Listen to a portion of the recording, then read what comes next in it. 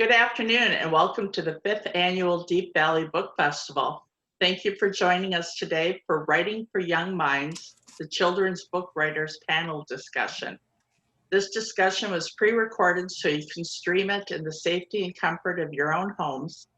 We appreciate your helping us to make this book festival a success despite the COVID-19 pandemic. My name is Kiersten Hall and I am one of the co-publishers at Pointe Publishing. We're joined today by 5 children's writers to discuss their approaches to and experiences with writing. I'll start by introducing our panelists and then we'll launch right into our Q&A.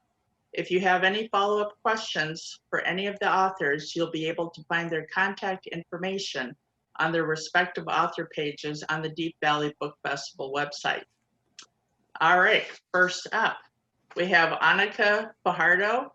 She was born in Colombia and raised in Minnesota. She is the author of a book about that experience, Magical Realism for Non-Believers, a memoir of finding family, which was a 2020 finalist for the Minnesota Book Awards and awarded Best Book for Nonfiction of 2020 from City Pages. Her debut novel for young readers in 2020 is What If a Fish? A writer, editor, and teacher, she lives with her family in the very literary city of Minneapolis. Next up, born in Minnesota, Linda Miller grew up in North Minneapolis with her 7 siblings. Her father was a neighborhood barber and her mother worked at one of the local restaurants. During her formative years, reading and writing became her favorite pastime activities. Married right out of high school, Linda raised 3 children while attending community college and operating an in-home child care program focused on early literacy and diversity and inclusion. Due to limited resources to support her program curriculum efforts around inclusion, she began writing children's stories, songs, and rhythmic rhymes. Currently, Linda lives in South Minneapolis with her family. In the southeast corner of Minnesota, not far from the Mississippi River, award-winning author Terry Kiersten sits at her desk scribbling away on her next project. With wide-ranging interests in history, travel, cooking, and the outdoors, Kiersten has written dozens of short stories and articles with publications in Highlights for Children, Child Life Magazine, Cobblestone, and others. Her middle grade novel, When Luck Runs Out, takes readers on an orphan train journey, and her picture book, The Legend of Goshado, retells a Japanese folktale. Just out is her early chapter book, Mindy Saves the Day, a story of one girl's determination to join the annual 4th of July Kiddie Parade. Next up, AJ Sullivan has a lot of stories to tell and file cabinets full of manuscripts to prove it. She is finally starting her career as an author with her debut book, Bobby Bear Goes Fishing, which is the first of a 10-book series for children 4 to 8 years old. Along with that series, she's about a month away from releasing her first beginning chapter book and has a YA in the works as well. Her wide range of stories comes from her experiences to date. Between work and leisure travel, she has visited 47 of the 50 states and has traveled all over Europe. She also speaks Russian, German, Spanish, and of course, English. Last but not least, we have Thea Kwame. She was born in a small town in northern Minnesota, but grew up in Decorah, Iowa. She is currently living in Minnesota again with her family and is mom to 4 great kids. She has always dreamed of being a writer and took creative writing classes in both high school and college. Thea's first book is Mousedraken, Curse of the Laxness, which explains Alzheimer's disease to children ages 4 to 8 years old, and is the first in a 5-book series. The second in the series regarding depression is set for an early 2021 release with Pointe Publishing. All right, so that is everyone that we are talking with today, and we're going to hop right into the Q&A. If you would like to follow up with any of these authors and expand on any of these questions, on their webpage through the Deep Valley Book Festival, You can find their emails, their websites, their contact pages, etc. But we're going to get going now. All right. Quick, 30-second or less. Why do you write children's books? Linda, we're going to start with you. Okay, so I've worked with children for about 33 years, so I think writing for children comes pretty naturally for me. And I also really love their little curious minds. And when I did childcare and when I was working in childcare, I used to love trying things out on them. So I used to like trying out songs or stories and things like that just to see what their response would be. And so although sometimes brutally honest, you know, I got honest feedback from them and I appreciated that. With no filter, I always appreciated that. Yep. All right, Thea, how about you? I'd say mine was probably because watching my kids deal with my mom's Alzheimer's, they kind of needed something. So I figured, you know, any kids watching their grandparent go through something like that, they need an easier way to have it explained to them. Yeah, exactly. Annika, how about you? Well, I started my writing career actually as a nonfiction writer, writing memoir. But I was a fifth grade teacher. In my first career was a fifth grade teacher, and I was also a children's librarian. So it makes sense then that I circled back and I'm telling kind of similar stories, only through fiction lens and through the eye of a kid. Okay, all right. And AJ, how about you?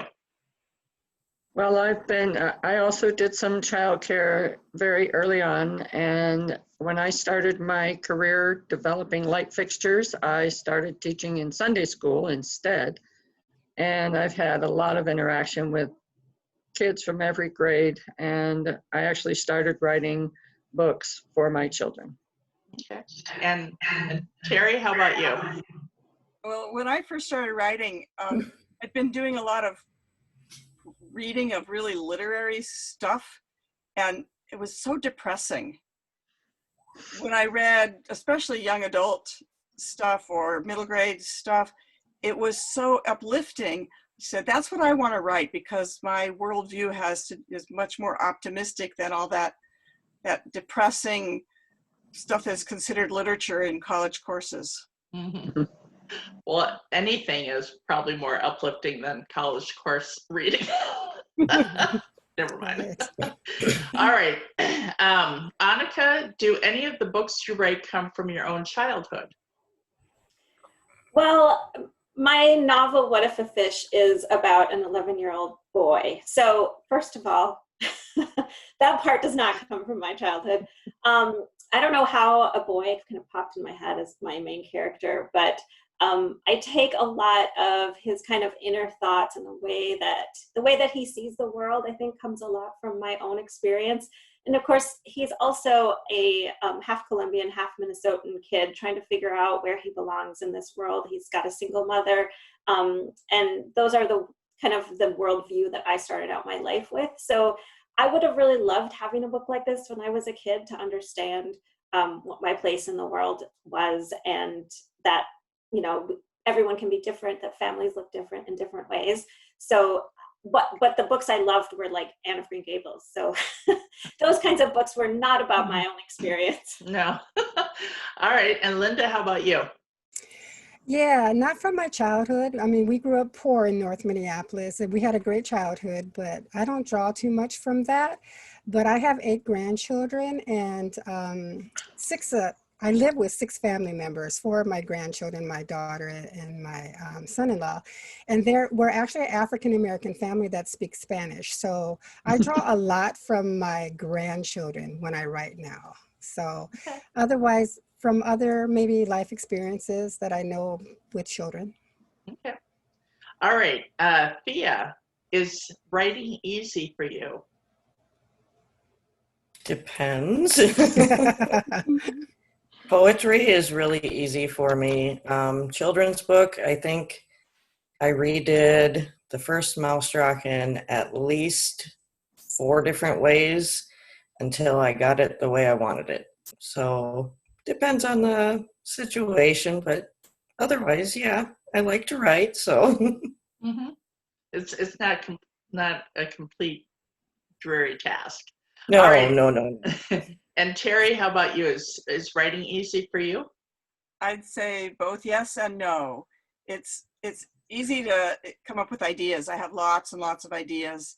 And when an idea is going well, the writing just flows. But sometimes it seems like it takes a long time to get it to where I want it to be. So I like the process of rewriting almost as much as I like the writing, but it is hard work.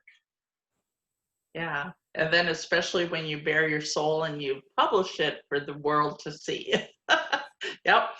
All right, AJ, what would you say is what is your most interesting writing quirk? Wow.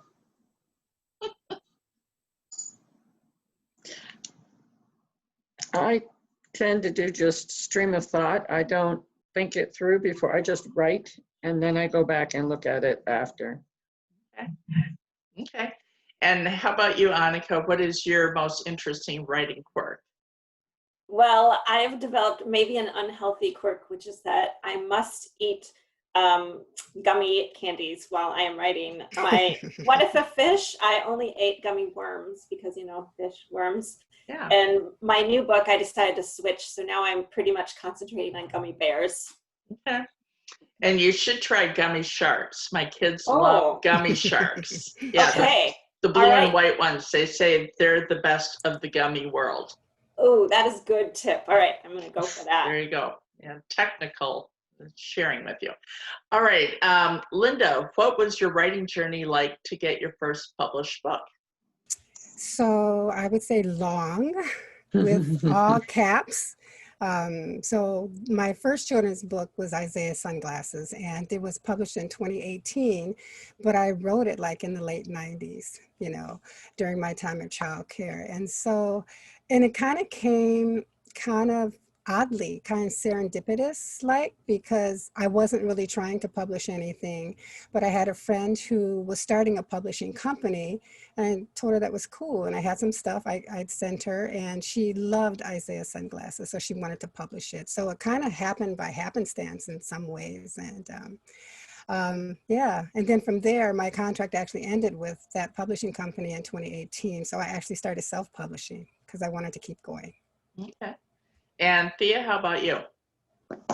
Well, I wrote this book in 2017, and it was the summer after my mom died. I turned it in to at least 50 different companies, got denied by all of them. And then I met you, and 3 years later, you contacted me. So that is true. Thea and I have known each other for a while. All right. AJ, what is your process for writing? Do you outline? I mean, I know you just said that you just start writing and stuff, but do you outline? Do you shoot from the hip? Do you start from the main thing and branch out? Do you go from the beginning to end to beginning? How do you do it? Well, you mentioned that filing cabinet. There's a lot of outlines in that filing cabinet. And then for the books for YA and for adults, I actually create bios for each of the characters. And that sets, by doing that research first and getting that set, then I know how they think and what they would do in certain situations. Okay. And Terry, how about you? I start with this big idea, something I'll get an idea for something, like for the, when luck runs out, it was the idea of the orphan trains. And then I start imagining, okay, the character, who would be in that situation and how would we work on that situation? How would that character respond? So I spend a lot of time, I would say, thinking about the character and thinking about how that character would respond. And then after I do that, I do a rough plot, and then I kind of go from the seat of my pants from there. Okay. And actually that leads into the next question. And Terry, I'll ask again, how long does it take to complete your books generally? Years. A lot of times I've probably written 15 books, but not all of them are at the point where they are publishable. Mm-hmm. So some of them come a little faster. Mindy Saves the Day. I started with my daughter, who is now in her almost 40, was about 10. Oh, okay. I put it away for a long time. So it takes a long time for me to come to a finished book. Yep. And Annika, how about you? Well, my memoir is the prize winner for me because I started it 9 years before it got published. But that was a lot of years of trying to get it published. And the middle grade came so much faster. I probably actually wrote the main book in about 3 months. And then it was another 2 years of kind of revising and figuring out before I got it going. So the actual writing doesn't take as long as all the revision and all the other writing. Okay. All right, Linda, how do you handle writer's block? So I usually like to, well, first of all, I have to figure out I have writer's block after being frustrated with myself for like 10 hours. And then I just hop in my truck and I go to the lake. Oops, I hop in my truck and go to the lake and sit for a while, and I'll take a pad and pencil with me. And then usually that kind of helps break it up a little bit for me. Okay. And AJ, how about you? Well, when I get writer's block, I start concentrating on one of the other stories I'm writing, one of the ones that I have an outline for, say, and I'll write a little bit of that. And usually while I'm in the middle of that, the idea comes to me for the one that I have writer's block on. Okay. And if all else fails, break out the gummy worms and Netflix binge. No, I'm kidding. Never mind. Never mind. All right, Thea, do you illustrate your own books, yes or no? And what is your process? No, I don't. Samantha Hinton, you found her for me, and she and I seemed to click and she knew exactly what I wanted, and it turned out perfect. Yep. And Annika, how about your books? Well, I write middle grade, so they're not illustrated books. Okay. Well, who does your book covers? I got super lucky.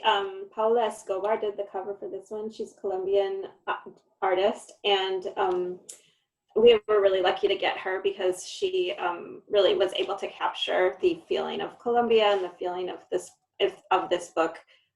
So I just got really lucky, I think. Yeah, no, they're beautiful book covers.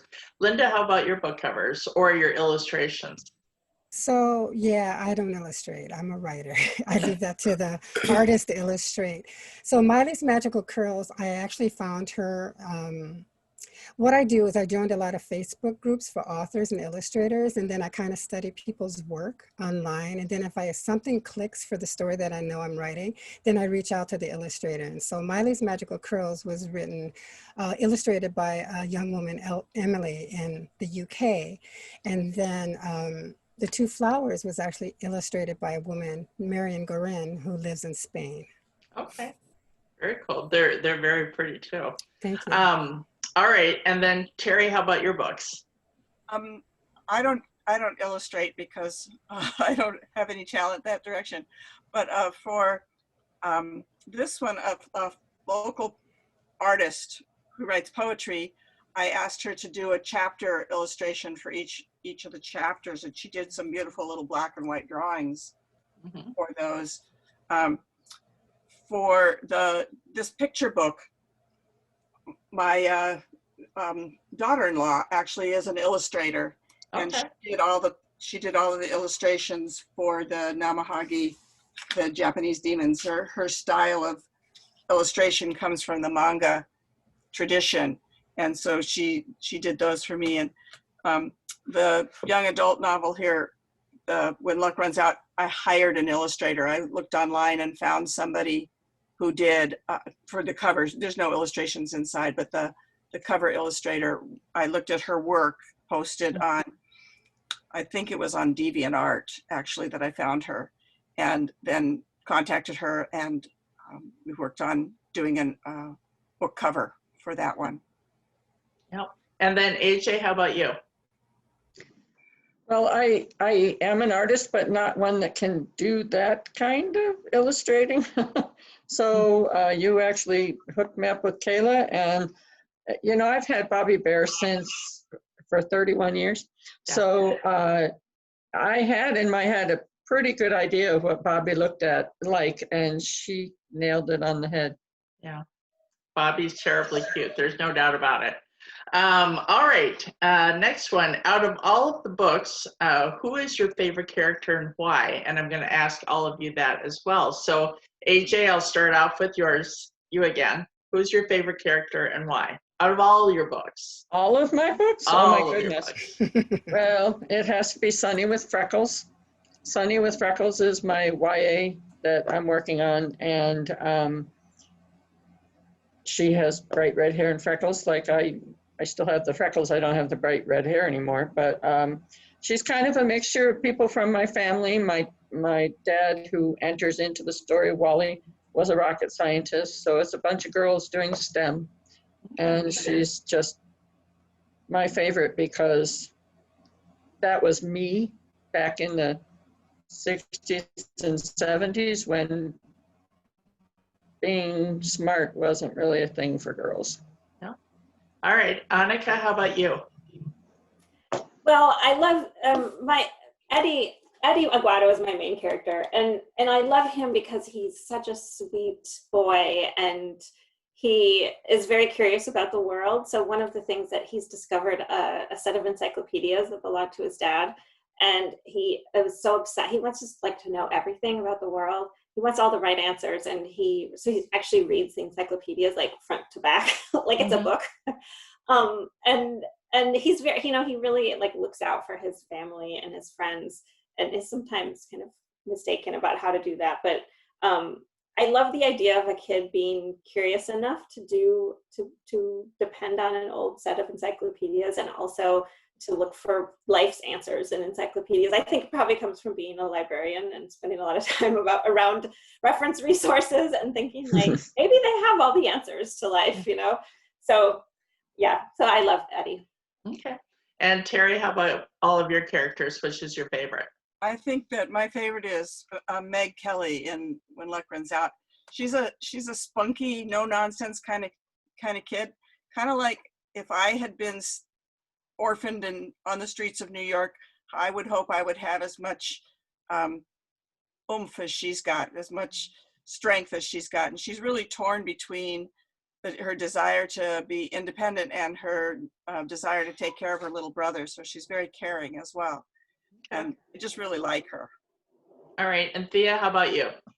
I'd have to say Mouse Rockin', and mainly because my mom's little Mr. Mousy, he's kind of living on since she's gone. So I had to turn him into a character, and it just reminds me of when my mom would talk for her mouse, she'd squeak for him, and she always did fun stuff like that.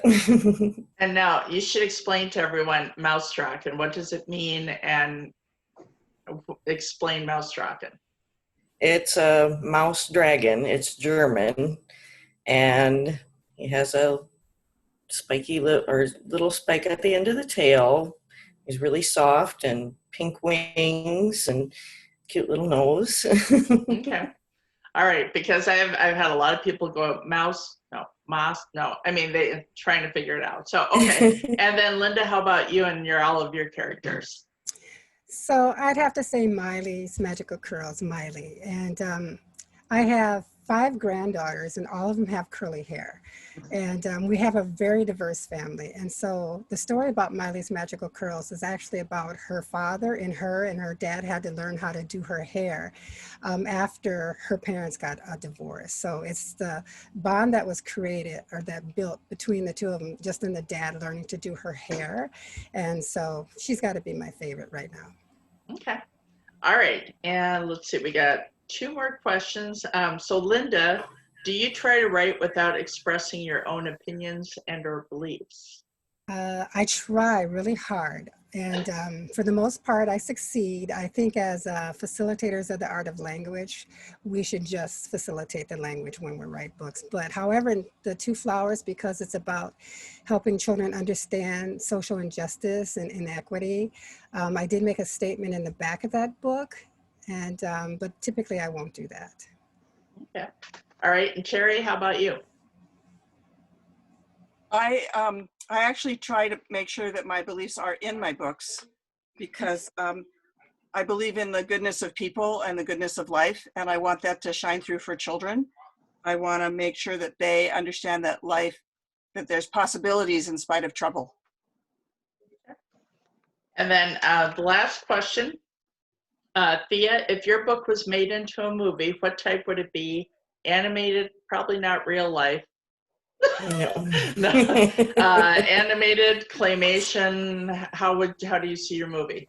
I'd have to say animated. Okay. I think that'd be pretty neat to see. Okay. And Linda, how about your books? Totally animated. Okay. And more specific, if you can animate it like Moana and Abominable, perfect. Yeah. Oh, that'd be great. And then Annika, how about your books? Oh, I'd love it to be live action. It would maybe it'd have to have a little bit of special effects because there's a few little magical things that happen. But I can see these kids live in Minneapolis and then they go to Columbia, and so I can just see the great scenery and great settings. Oh, yeah. And AJ, how about you? Well, it would depend on the book. Sunny with Freckles, I think, would be really cute live. Bobby Bear obviously would have to be animated. and then Finkel and Franny, which is also coming out, obviously would also have to be animated. Yeah. The adult books would be live. Okay. The And mysteries for adults. And then Terry, how about you? Well, I think that both Mindy and When Luck Runs Out would be live action. They're both slightly historical. Mindy's just the 60s, but Luck Runs Out is 1860s. Oh, yeah. But the Namahage book would be animation for sure. Yeah. All right. Do you guys have anything else that you guys want to say to everyone out in YouTube world that'll be watching? Keep reading. Keep reading. Thank you for your time today, not only to the people that are watching and attending the Deep Valley Book Festival, but also to our panelists today. It's been wonderful to hear your different perspectives and experiences with writing for children.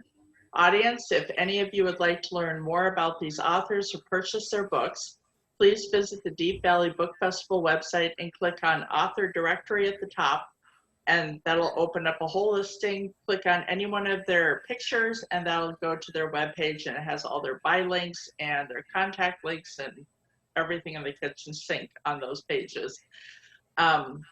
All right, and also,